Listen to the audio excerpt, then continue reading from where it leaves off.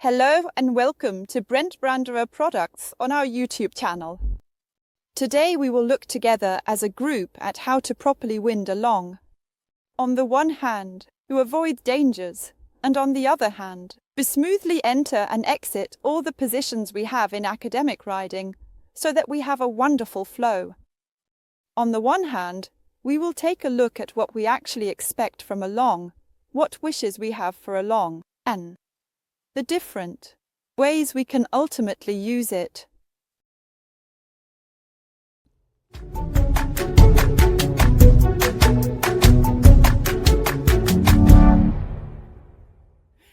Hello, my name is Gerlinde Schnapperelle. I am a licensed Bent Branderup trainer and your contact person for Bent Branderup products. Together with my young horse Fantastico, I will introduce you to the topic of longing a little more today. What do I truly expect from a longe? The first thing I indeed expect from a longe is that it gives me a really good feeling.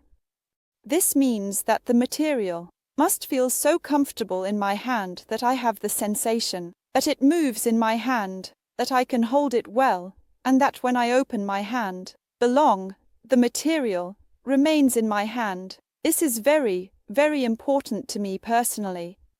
I want the material to always adapt to my hand, so that when I give signals later and you see, now I am just closing my thumb here, the carabiner moves forward. And it is personally very important to me that the material can convey a feeling towards the horse, but also return a feeling from the horse. This means that the longe must have a certain soul, so that I can truly feel what is happening between us. This is very important. Then I want the material to be light enough that I don't feel like I have to lift the longe myself, and that the horse also has to lift the longe with me, and we lift the longe together. On the other hand, it must also be heavy enough to be usable. And this is also a bit of a matter of feeling, what each person would like for themselves.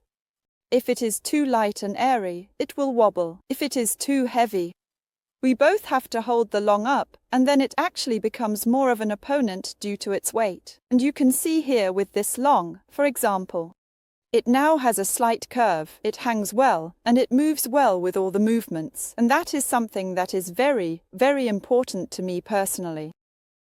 Next is simply the conclusion of the longe. I do not want a loop at the end of the longe. Loops are always a bit problematic. One could get caught with a finger in them, or even a whole hand, or with the whip. It is really dangerous. That means, if I want to longe, I would always make sure that you don't have a loop. In our case here, I now have a small knot on my longe, and then down here, our leather bobble.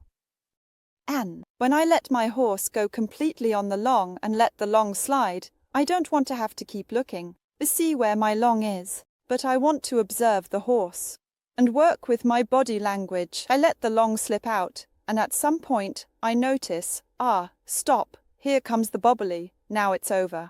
Exactly. It is also very, very important that the longe informs me when it is time to stop. At that point, I don't even need to look and can focus on what matters, namely my horse, Fantastico. Exactly. This is very, very important to me personally. The next thing is the length of the longe. You can certainly have quite a debate about that. It depends on what I want to do with my longe. Here I have my young horse, Fantastico. And this is actually our tool.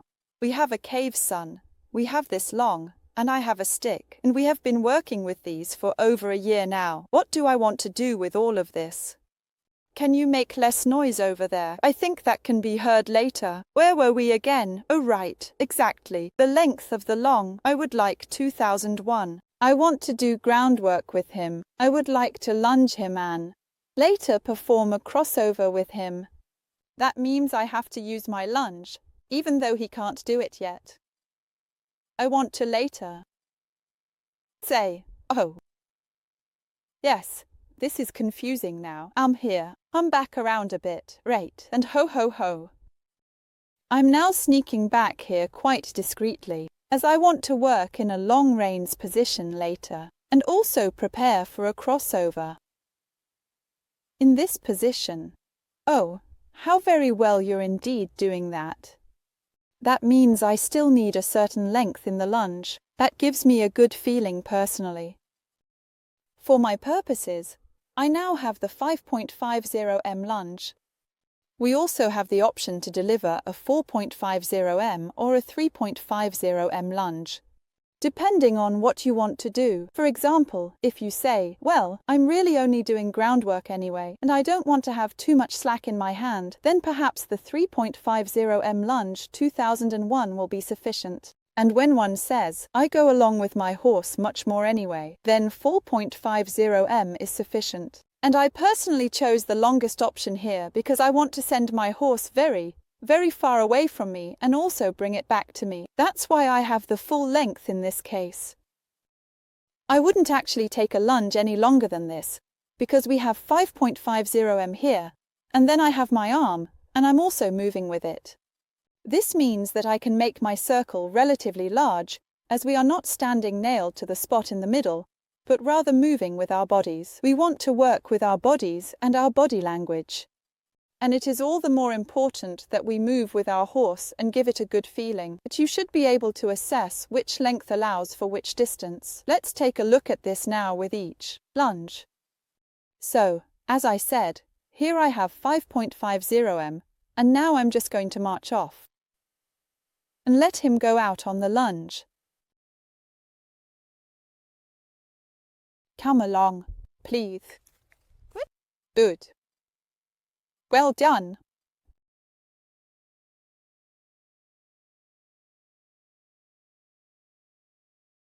I feel that with a young horse, I can still wonderfully touch him later with the whip and have enough material in hand, in the guiding hand, to let him go further now. Now I will send him a little bit further away from me. We don't know each other very well yet. And you see, we can already take a relatively large circle, and I still have the feeling that I have a remainder. What is such a remainder in hand good for? In fact, when I know that my horse, for example, yes, we are already finishing, yes, stop when I, for example, I know that I have a horse that can get startled, and when I realize that I might need a bit more space or length for my horse, I definitely want to have something available so that I'm not always at the last minute, but still have enough options to be able to help. So, now let's see what the shortest and the medium length looks like. So now I have the 3.50 m lunge here, and you can see that I still have the option to give aids, loosening downwards, small parade, and therefore utilize the full range with the lunge, but I only have this little snippet left here at the back. That means, if I generally feel that I only want to work at this length and distance later on, and also do not need a buffer, then the length of the lunge is definitely the right one.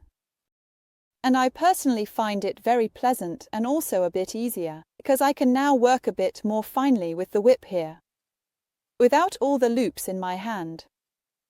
This means that, for example, I often feel like I have too much in my hand.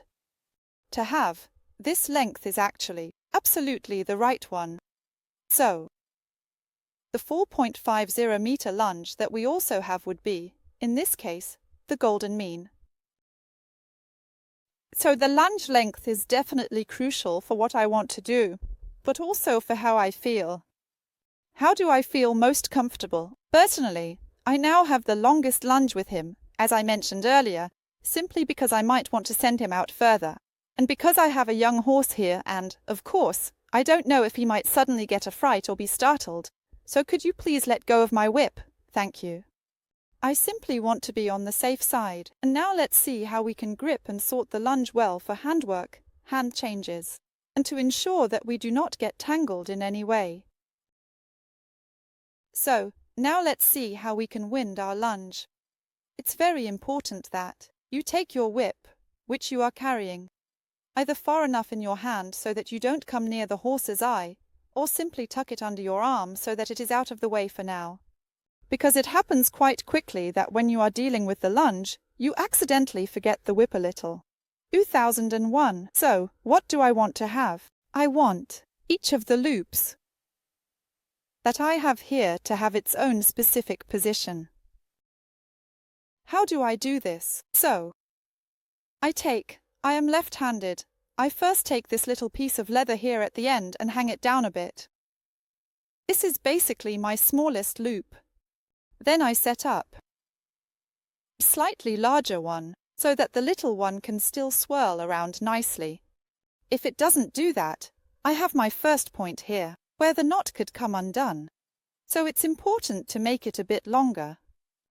The next loop that I make, I will make it larger again. Now I have exaggerated it here. I am laying them all, as you can see well here, on top of each other.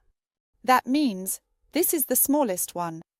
This is the next largest, and this is now the largest. I lay them all wonderfully on top of each other, then I hold them firmly, and check again that I am turning it upwards here. That's why we have the carabiner at the front, which always keeps it nicely untwisted. Exactly, now I can make the third loop a bit smaller here. And theoretically, if I just want to walk with my horse now, I will place the next one here again. Now you can see that each of these loops here can move individually. Please take the nose there, excuse me. So, I might turn it around like this. Each of these loops can move individually here, 2001, and they won't get tangled with another one. And that's a bit of the secret to how to sort a lunge well. That means, if I want to take out a row now, I can just reach in and have the next row, or the next row, like this. Now I can't see it anymore. Sorry. Thank you. So I always have a good structure. This is also very important now when I want to make my hand changes later or when I let my horse out on the lunge. We will take another calm look at this now.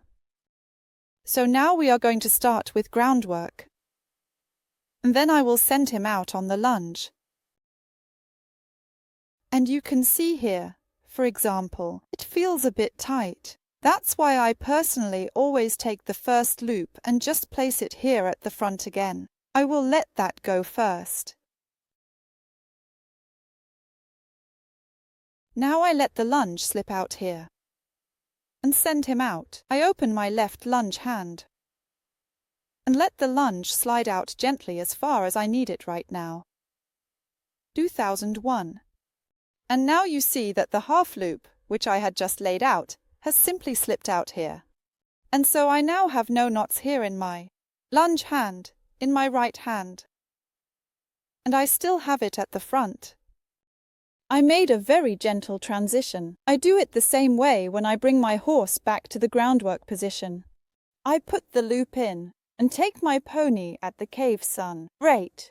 Super. So again, I send my pony out. Open the lunge hand. With the small loop, let it slide through my left hand, and immediately have my pony in a wonderful contact on the lunge. Why is it so important that we have such a gentle transition at this point? We want to slowly arrive in a lunge position. This means that for a horse, which may not yet be very skilled, it might feel uncomfortable or insecure during the transition. And so it is very important for me and the horse that we work on this very, very slowly. On the other hand, when I think about the fact that I would like to sit on the horse later when being ridden, and the lunger lets me out on the lunge, I also want everyone to feel good and know what they are doing, and that the contact on the lunge does not simply break off. In other words, if the lunge simply hangs loose, the horse is gone. The position and bend are lost, the feel is gone, the direction is gone. 2001. This is just something that can be very, very uncomfortable for everyone involved. That is why it is so important to have a nice, gentle transition. Equally important is that we sort the lunge well during our hand changes, ensuring there are no knots. We will take another look at this now. During a hand change, the horse approaches us directly through our body language and the aids we give. This is the moment when we can most effectively and precisely grasp the lunge, the hand that indeed holds the rest of the lunge, and the whip opens with the thumb up, like a little snap, which fits my name Schnapperelle, and it grabs the part with which I have just led the pony. Then I have a free hand, and I can easily take over the lunge, and I can start lunging. And you see, he understood right away. Hand change. So let's do it again now from the other direction. The hand with the remaining lunge opens, snaps, and snaps in front of my lunging hand. The hand can let go and can then grasp the rest here. Thus, no loops have formed down here, and we can also work on a very, very smooth transition here. In this video, we have now looked at two variations of how to lead a lunge on one hand from the groundwork position to the lunge position. We briefly looked at the crossover for the lunge length and considered how we can best execute the hand change so that it is smooth, allowing everyone to maintain a good feeling and effective communication, while ideally also ensuring balance and direction are correct. I hope that you have found some new inspiration with my ideas and tips, and I look forward to your comments and likes.